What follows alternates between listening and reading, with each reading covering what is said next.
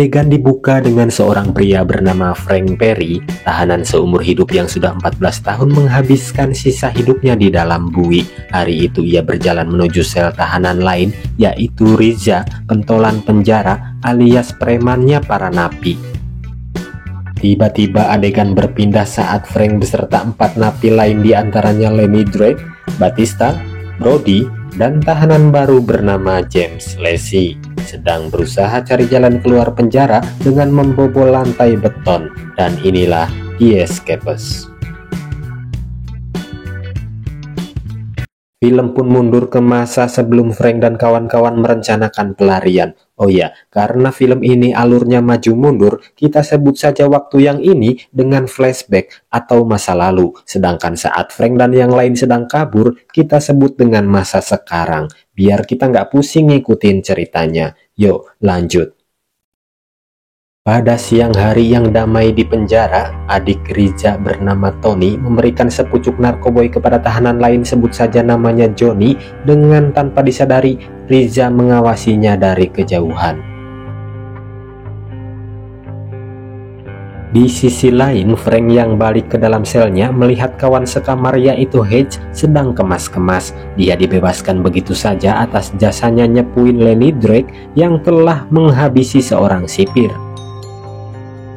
Pada hari itu pula penjara kedatangan para napi baru yang salah satunya adalah James Lacey. Sesuai kebiasaan penjara saat ada napi baru, para tahanan ngajajar menyambut mereka seperti sekumpulan harimau yang diberi calon santapannya. Sementara Frank santai saja mengamati dari depan selnya sambil meremas-remas mainan semacam lilin play-doh di tangannya. Para tahanan baru itu langsung diarahkan sipir menuju ruang tahanan mereka masing-masing, di mana Lacey satu sel dengan Frank Perry.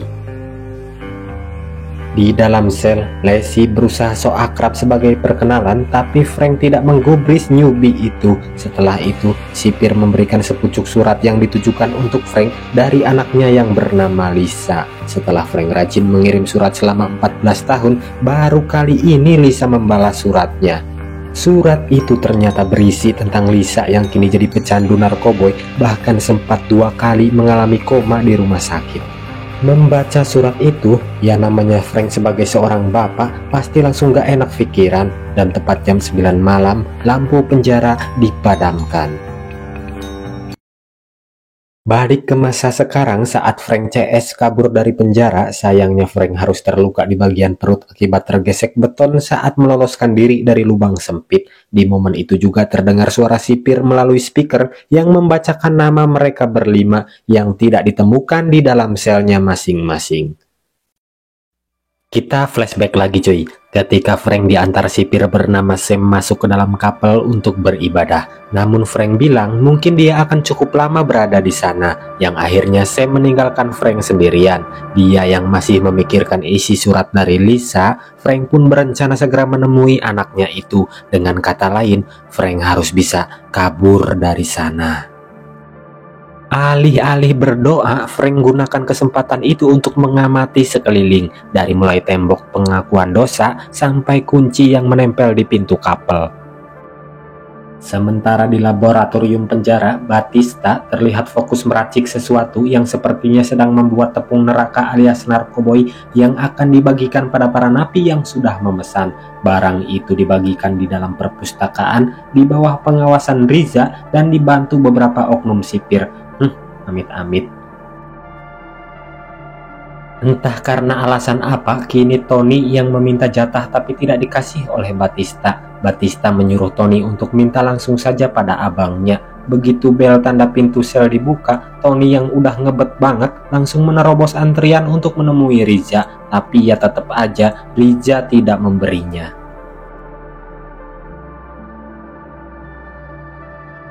Setelah itu Riza minta ditemani Batista memasuki sebuah ruangan di mana sudah ada Johnny yang tempo hari mendapatkan barang dari Tony secara ilegal akan dihukum oleh Riza. Dengan diberi sisir yang disambung besi tajam, Johnny suruh memilih mau jempol kiri atau yang kanan. Mending kalau besi itu tajam ya bro, coba kalau enggak gimana tuh rasanya?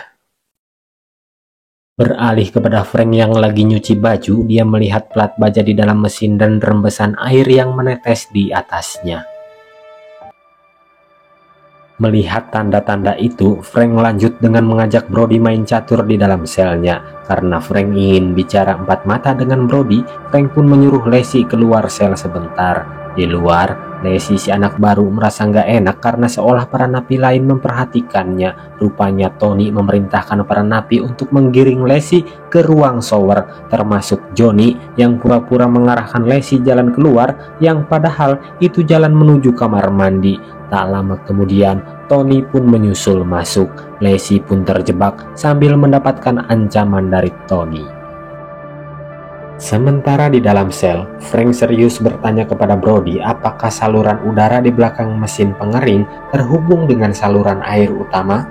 Brody pun keheranan kenapa Frank tiba-tiba menanyakan hal itu.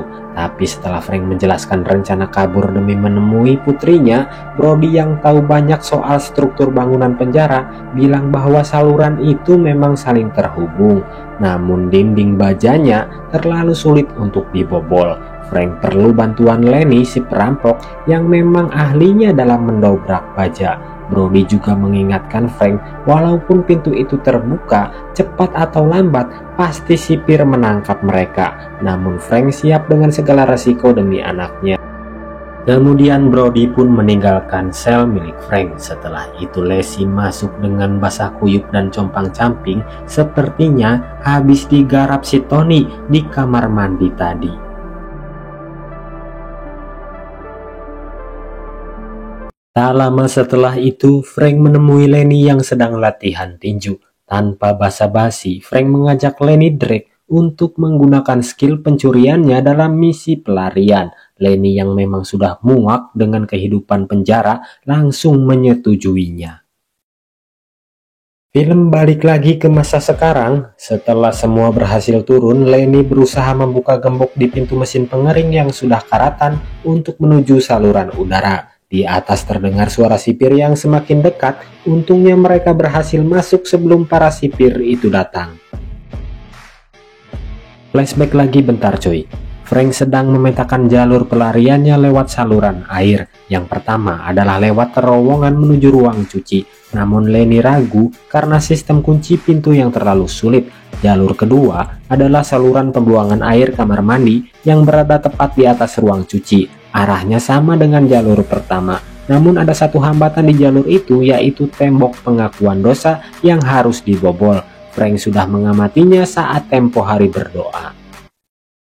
Dan jeniusnya aki-aki ini, dia telah membuat cetakan duplikat kunci kapal dengan lilin mainan yang selalu ia genggam. Sementara untuk mencokel dinding kayu ruang pengakuan dosa, Frank menyuruh Lenny untuk menggunakan salib yang dipajang di sana. Ketika salib ketahuan hilang, pasti para sipir langsung mengejar mereka. Menurut Frank, mereka hanya punya waktu 5 menit untuk masuk bilik pengakuan dosa melalui saluran air kamar mandi dan tiba di ruang pencucian.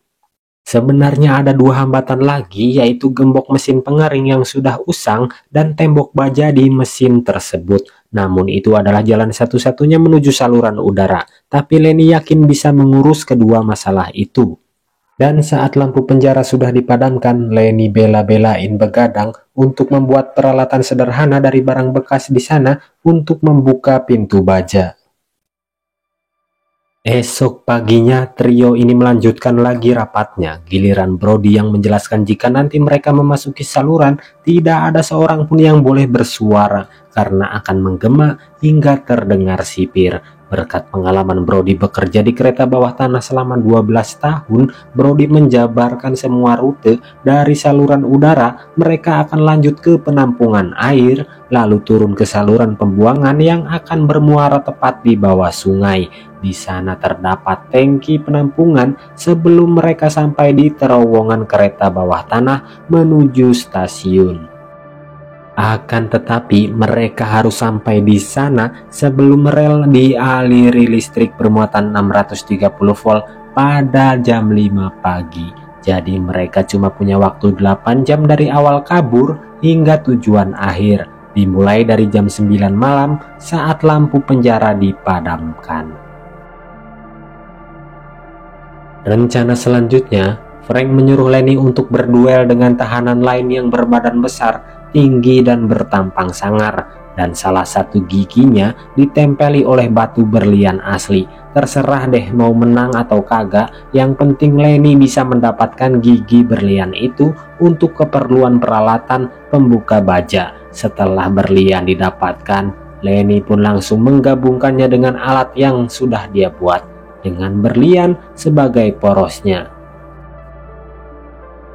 Di masa sekarang, Lenny pun berusaha membuka tembok baja dengan alat ciptaannya.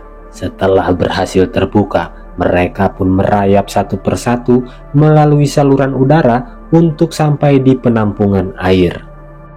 Sekedar informasi, penampungan air ini tidak diketahui seberapa dalamnya. Bahkan saat Brody mengeceknya dengan kain yang dibakar, tetap aja tuh gak kelihatan dasarnya. Ya daripada diem gak guna, akhirnya mereka berlima dengan sangat hati-hati menuruni penampungan air itu. Flashback lagi saat Frank sedang mengamati saluran pembuangan di ruang shower, dia dihampiri Tony yang dari kemarin curiga dengan gelagat Frank yang ingin kabur. Tony pun mengancam akan melaporkan hal itu kepada abangnya Riza, kecuali jika Frank memberinya 0,5 kilogram narko untuk Tony melalui Batista. Mau nggak mau, Frank harus merekrut Batista ke dalam timnya.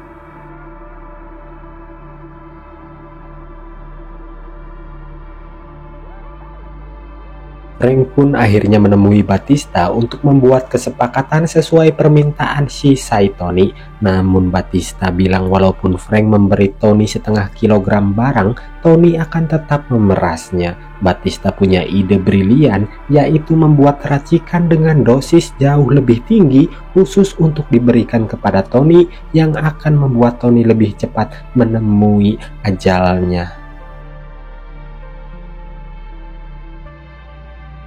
Lanjut di masa sekarang, setelah mereka berlima berhasil turun sampai ke dasar, mereka harus membuka pintu lagi. Roda gagang pintu yang agak macet membuat mereka kesulitan dan hampir tenggelam oleh air yang semakin penuh. Beruntung, Batista masih membawa bubuk narkoboynya yang akhirnya digunakan sebagai pelumas hingga roda itu berhasil berputar. Setelah mereka berlima berjalan di terowongan, harusnya mereka bisa langsung sampai di stasiun. Tapi terowongan itu buntu, terhalang tembok beton yang tak mungkin dibobol pakai alat sederhana milik Tony. Milik Lenny maksudnya. Lenny pun marah dan menonjok tembok itu. Ternyata tembok itu sudah melunak akibat rembesan air yang terjadi bertahun-tahun. Mereka pun akhirnya berinisiatif untuk melubangi tembok itu dengan menugaskan Brody sebagai eksekutornya. Tapi saat Brody masuk ke dalam, tiba-tiba naas sebuah reruntuhan tanah terjadi dan membuat Brody berakhir di perjalanan. RIP for Brody.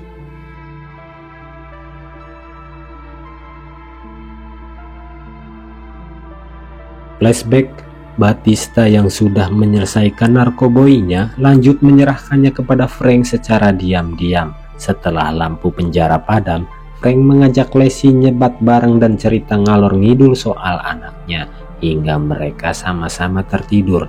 Dan keesokan paginya saat Leslie terbangun, tiba-tiba Tony sudah berada di atasnya. Tony datang ke sel itu untuk menagih barangnya kepada Frank. Frank minta jaminan agar Tony tidak lagi ikut campur urusannya, tapi Tony tetaplah Tony. Dia nggak peduli permintaan Frank. Akhirnya Frank menyerahkan barang itu. Tapi di luar rencana, Leslie yang dari dulu sudah sangat muak dengan Tony langsung mengultinya dengan kursi.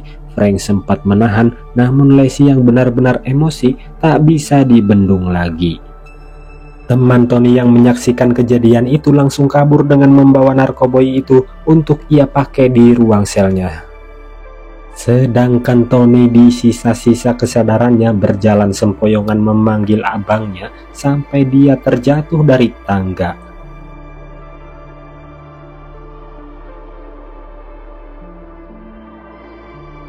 Alarm darurat dibunyikan. Frank yang panik langsung menahan pintu selnya dengan meja yang ada di sana, serta membersihkan semua noda yang tersisa.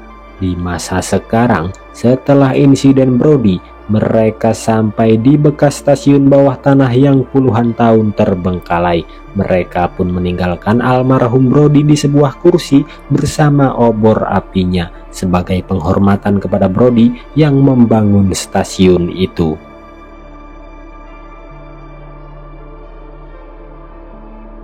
Di masa flashback setelah insiden Tony, Lacey pun ditempatkan di ruangan khusus. Riza yang masuk ke dalam sel Tony menemukan sebuah kotak musik, lalu dia pun pergi ke kamar teman Tony tadi untuk cari tahu apa yang sebenarnya terjadi. Namun benar saja, CS Tony itu sudah koit akibat pakai barang buatan Batista. Dari stasiun terbengkalai, mereka hanya punya waktu 1 jam sebelum tepat jam 5 pagi. Namun tiba-tiba para sipir ternyata membuntuti mereka hingga ke tempat itu yang langsung mengejar mereka. Frank dan 3 lainnya berlari ke arah sungai hingga terseret arus. Lenny yang tidak bisa berenang beruntung tadi sempat memungut masker jadul di stasiun lama, hingga akhirnya dia juga bisa ikut berenang. Di adegan flashback, Riza menemui Frank untuk bertanya soal adiknya. Frank pun dengan jujur menceritakan kejadian itu secara detail, tapi tanpa menceritakan soal transaksi barang. Kemudian Riza menyuruh Frank membawa Lacey ke ruangan selnya untuk balas dendam adiknya.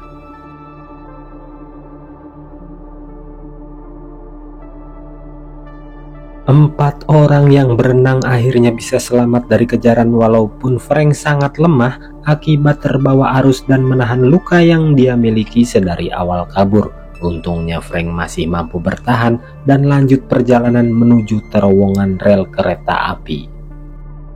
Flashback Maning Lur. Di hari rencana pelarian, Frank and the gang memulai persiapan sebelum jam 9 malam. Lenny yang menyelundupkan alat pembuka baja, Brody yang mengurusi alat penerangan berupa obor, dan semua alat diterima Batista yang bertugas mengumpulkan cucian kotor para napi dan lanjut ke Frank yang OTW ke ruang cuci. Tinggal berangkat, dilalahnya Frank dan Batista dipanggil sipir untuk menuju ruang berkunjung. Frank mendapat kabar mengejutkan bahwa Lisa putrinya sudah tiada. Frank hanya terdiam seolah tak punya alasan lagi untuk ia kabur dari penjara. Saking terpukulnya, Frank terus dibayang-bayangi sosok Lisa yang Frank ketahui hanya saat masa kecilnya. Mereka pun terus berjalan menuju stasiun, akan tetapi drama kembali tersaji waktu kaki Batista terjepit di rel kereta. Kok bisa? Ayah wae. Mereka pun membantu melepaskannya, namun karena kereta semakin dekat, Lenny meminta Frank dan Lacey untuk segera menghindar saja. Dan yang terjadi... Tahan, kita flashback sebentar ya lur. Hanya dalam tempo 1 hari, Lacey sudah dibebaskan dari ruang isolasi dan kembali ke selnya. Frank mengatakan bahwa Riza sudah menunggu Lacey di selnya. Namun Frank malah menyuruh Lacey untuk segera pergi ke kapel untuk melakukan pengakuan dosa, dan Frank pun menitipkan secari kertas untuk dia berikan kepada Brody yang sudah berada di sana lebih dulu. Lacey pun bertanya kenapa harus dirinya. Frank hanya mengatakan Lacey mengingatkannya pada seseorang yang tidak lain adalah anaknya. Setelah sampai ke titik akhir, tim yang awalnya berjumlah 5 orang, sayangnya kini hanya tersisa 2 orang saja, yaitu Frank dan Lacey. Betapa senangnya mereka setelah sampai di stasiun Charing Cross, Inggris. Kedua orang itu langsung mengganti pakaian mereka dengan baju yang sudah mereka siapkan. Alih-alih keluar bareng-bareng, Frank malah menyuruh Lacey untuk pergi meninggalkannya terlebih dahulu. Sementara Frank memilih arah berbeda menuju tangga keluar dari subway.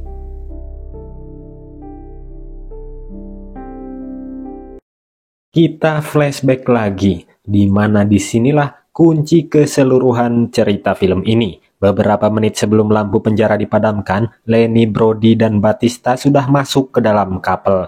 Tapi di detik krusial itu, Frank malah pergi dulu ke sel Riza untuk menyelesaikan urusan Leslie tempo hari. Di dalam sel, Frank malah menceramahi Riza bahwa Riza yang punya kekuatan di dalam penjara bukanlah apa-apa dalam kehidupan sebenarnya di luar sana. Riza keheranan dengan sikap Frank yang sepertinya orang tua ini mulai ngomong ngaco, ditambah Frank pun memberikan senjata milik Tony kepada Riza. Tanpa banyak bacot, Riza to the point saja menanyakan di mana keberadaan Leslie sekarang, dan dengan santainya Frank menjawab jika Leslie sudah pergi dan menemukan kebebasannya. Di saat yang sama, saat tim tinggal berangkat dan hanya menunggu kedatangan Frank, yang datang malah Leslie yang bukan bagian dari tim. Tapi saat Leslie memberikan kertas titipan Frank yang ternyata foto Lisa, mereka pun paham bahwa itu sekaligus sebagai tiket Leslie bergabung. Lalu di mana Frank? Frank yang mau beranjak pergi dari sel, tapi Riza tidak membiarkannya, dan yang terjadi, Riza menyerangnya dari belakang hingga Frank terkulai. Jadi usut punya usut, setelah Frank mendengar kabar duka tentang putrinya, Frank sengaja pergi ke tempat Riza untuk menggantikan Leslie. Frank sudah menebak bahwa Riza akan menghabisinya, sehingga itu akan mengalihkan perhatian para sipir dan memberikan banyak ruang untuk teman-temannya kabur. Pertanyaannya, jika Frank terluka dan masih dalam penjara, lalu siapa yang dari awal kita lihat kabur bersama Lenny, Brody, dan kawan-kawan? Ya, tepat sekali. Selama ini kita tertipu. Kita hanya melihat imajinasi Frank yang membayangkan ikut kabur menemani yang lain. Luka di perut kanan Frank adalah luka yang disebabkan Riza, bukan karena gesekan beton. Frank melakukan semua itu karena merasa tak punya harapan hidup lagi di luar sana akibat putrinya yang sudah tiada. Itu juga alasan Frank menyuruh Leslie saja yang ikut pergi. Di detik-detik terakhirnya, Frank berhalusinasi bisa keluar stasiun dan memeluk Lisa, anak sematawayangnya. Ending yang sangat heroik dan ambiar. Soal nasib Leslie, Lenny, Brody, dan Batista tentu tidak sama dengan imajinasi Frank ya lur. Entah mereka selamat atau tidak sampai stasiun, hanya penulis skenario yang tahu, bahkan sutradara pun mungkin gak ngerti sama sekali. Film pun berakhir di sini. Terima kasih sudah menonton. Akhir kata, ciao.